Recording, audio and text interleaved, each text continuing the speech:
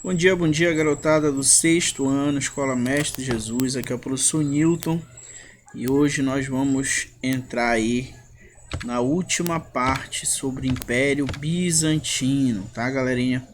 Gente, antes vamos bater um papo aqui, tá? Na última aula, que foi quarta-feira, para quem acompanha lá o grupo, né? Todos deveriam, inclusive, eu coloquei lá que eu não mandei aula, né? Não mandei vídeo aula. Por quê? Porque o número de exercícios que os alunos têm me enviado, gente, estão muito reduzidos. De 19 alunos que tem na turma do sexto ano, eu tenho aí 3 alunos, no máximo 4, que mandam exercícios com frequência. E mesmo isso, desses 4, acho que 2 só mandaram todos os exercícios que eu já pedi. Então, claro, a gente não cita nomes, a gente não vai falar nome de ninguém, isso é só um toque para que você fique atento, gente. Faça o seu exercício, mande a foto, se tiver dúvida, mande a sua dúvida, eu estou sempre respondendo. Tem uma moça do sexto ano que às vezes ela tem dúvida nas questões, ela me pergunta, eu digo a página que ela deve ler, faço a interpretação da questão com ela. Se vocês não perguntarem, se vocês não assistirem às aulas, vai ficar complicado de dar andamento. Então na quarta-feira eu deixei, a quarta-feira que passou agora, para que desse tempo para aqueles alunos que ainda não enviaram. Tem aluno que não me enviou exercício nenhum e a gente já está finalizando o segundo capítulo. Tá, gente? Cada bimestre são 4 capítulos. E a gente vai finalizar agora, né? Finalizando agosto, finalizando metade dos capítulos. O segundo capítulo, que é sobre Império Bizantino. Então tem aluno que não mandou nada. Se for deixar para mandar em cima da hora, vai ter muito exercício para estar fazendo. Aí vai acumular. Então faça o exercício. Se tiverem dúvidas, mandem mensagem que a gente vai estar respondendo aqui, tá? Então, sem mais delongas, vamos lá. Hoje a gente, para concluir, vamos falar sobre a arte bizantina. Gente, a arte bizantina, ela foi fortemente influenciada por elementos religiosos e políticos. Então, quando a gente fala em arte, e aí eu voltei para esse slide que eu já havia mostrado para vocês, nós encontramos facilmente elementos religiosos, certo? Na sua representatividade. Encontramos também elementos políticos, como é o caso aqui, né, do imperador. Então eles sempre, basicamente o que eles representam nas suas obras é justamente a política e a religião. É isso que eles vão retratar, certo? Basicamente os artistas da época, gente, eles não faziam obras em quadros ou coisas assim. Eles trabalhavam na construção de templos, de igrejas, palácios, prédios públicos, e nesses locais eles expressavam a sua arte, eles expressavam a sua visão artística sobre o mundo. E aí a gente vai conversar sobre alguns pontos dessa arte bizantina, como os mosaicos, a arquitetura, joias, pinturas, iluminuras e tudo mais, certo? Então vamos começar com os mosaicos. O que são mosaicos? Para o pessoal aí que é mais ligado ao futebol, lá no Remy, Paysandu, antes da pandemia, lembra que sempre que tinha um jogo desse time, eles apresentavam um mosaico, certo? Na verdade, gente, o mosaico, eles são desenhos que eles são formados por pequenos pedaços, certo? O mosaico é formado por pequenos pedaços. No caso do jogo lá, das torcidas, esses pedaços eram de papel, né? Cada papel com uma cor, e quando eles levantavam, formavam um grande desenho. Isso era o mosaico. Já na arte bizantina, gente, é a mesma coisa. Desenhos formados por pequenos pedaços, só que eles utilizam outras coisas, como vidro, pedras, materiais coloridos, certos? Eles eram feitos à mão, colando pedaço por pedaço. As peças iam sendo colocadas uma a uma no seu lugarzinho até que formasse um desenho. Como eu disse, aqui nós temos um exemplo de mosaico, é a mesma imagem que eu voltei lá. Então olha, percebe, ó, pedacinho por pedacinho, cada pedacinho de uma cor diferente, E essa diferença de tonalidade, diferença de cor, é que forma a imagem que eles querem representar, certo? Arquitetura.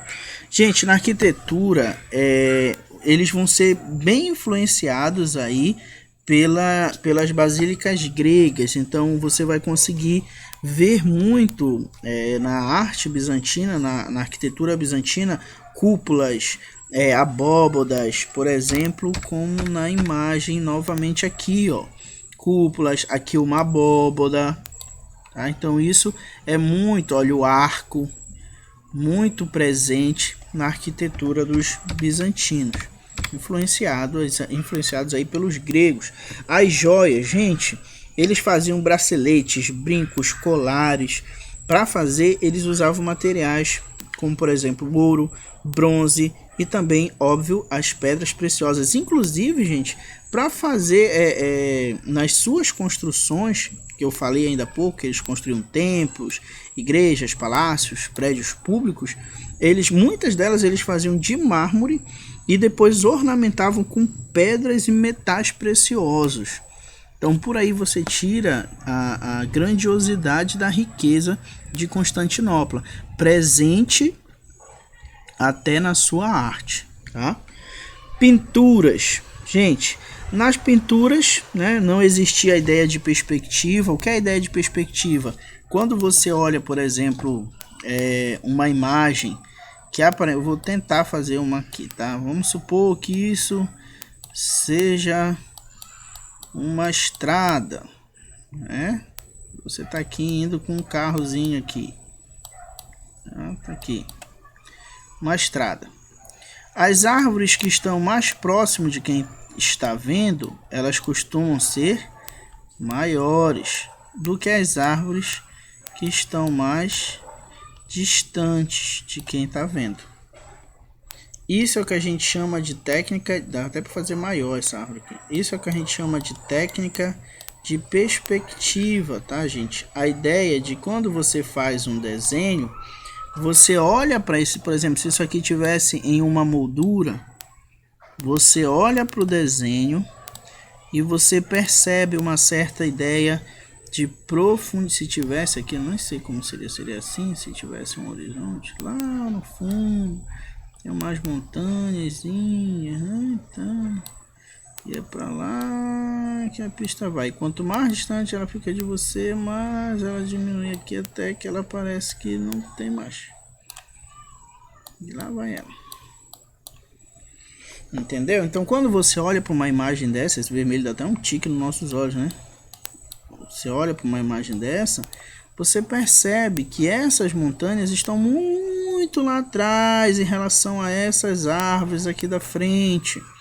Então isso é uma ideia de técnica de perspectiva, não é um desenho plano, é um desenho em que você vê uma certa profundidade, você imagina, né, que esse ponto está bem mais distante do que esse ponto. Você imagina que essas montanhas elas estão bem mais distantes em relação a esse carro no mesmo desenho. Então a perspectiva traz essa ideia. Geralmente eles utilizam uma técnica criada por Leonardo da Vinci, que vocês vão estudar no que vem, no 7º ano, que se chama ponto de fuga. Os artistas desenham um ponto, da onde desse ponto vão sair as imagens. Aí eles desenham outros riscozinhos que depois, claro, são apagados. E aí cada elemento que eles põem na imagem vai ter o tamanho de conformidade com a relação no ponto de fuga, tá? Então percebe aqui nessa imagem, por exemplo, nós temos aí, não temos uma ideia de profundidade, né? As figuras elas são planas, elas estão no mesmo plano, apesar de você ter aqui os homenzinhos menorzinhos um pouco, né? Que aí você sabe que eles estariam um pouco mais atrás.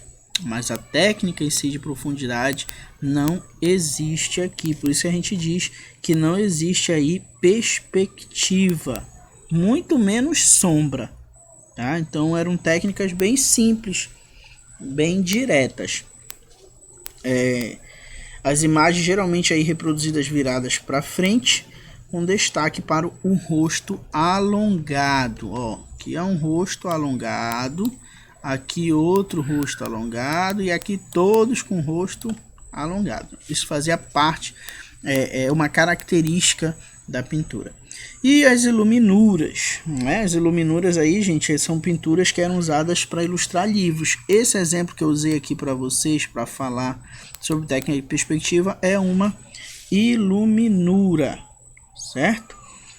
Então, vamos lá. Prosseguindo, conquista do Império Romano do Oriente. Gente, o Império Bizantino aí, quando chega no século XIII, ele passa a ser invadido pelos turcos, otomanos, venezianos e árabes. E aí a gente tem em 1453 o sultão Mahomed derrubando as muralhas que protegiam Constantinopla.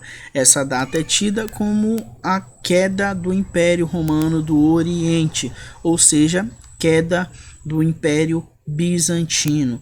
Porque basicamente a gente marca a queda de um império quando a sua capital é tomada. Então, quando a gente falou do Império Romano do Ocidente, lá do outro lado, a gente marca como fim do império, queda do império, o dia em que a cidade de Roma foi conquistada, foi invadida.